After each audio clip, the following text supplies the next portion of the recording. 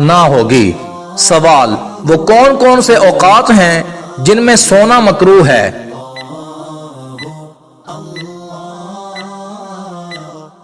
صحیح جواب ہے دن کے ابتدائی حصے میں سونا یا مغرب اور عشاء کے درمیان سونا مکروہ ہے۔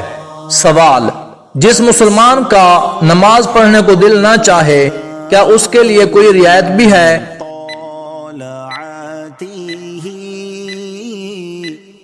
صحیح جواب ہے جی نہیں، نماز کے معاملے میں کوئی رعایت نہیں۔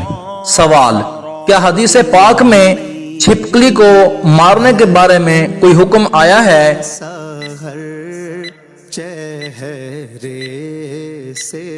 صحیح جواب ہے جی ہاں، حضرت سیدنا سعد رضی اللہ تعالی عنہ فرماتے ہیں کہ نبی کریم صلی اللہ علیہ وآلہ وسلم نے چھپکلی کو مارنے کا حکم دیا۔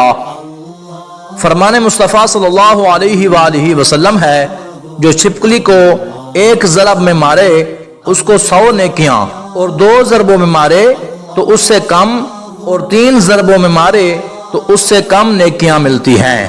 سوال: حضور صلی اللہ علیہ وآلہ وسلم نے چھپکلی کو مارنے کا حکم کیوں دیا؟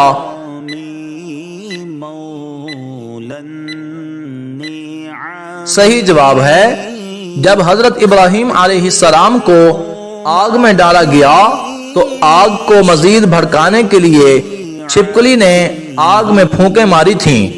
اللہ کے نبی کے ساتھ عداوت کی وجہ سے آپ صلی اللہ علیہ وآلہ وسلم نے چھپکلی کو مارنے کا حکم دیا۔ سوال: یہ بتائیں کہ کیا چھپکلی کو مارنے سے نہانا فرض ہو جاتا ہے؟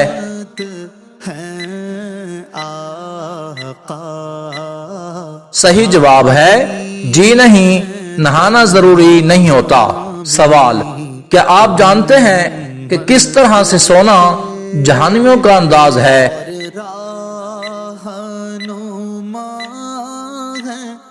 صحیح جواب ہے رات یا دن کے وقت جب بھی سوئیں پیٹ کے بل نہ لیٹیں۔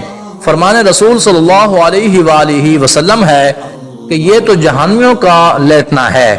سوال: قیامت کی کوئی 5 نشانیاں بتائیے۔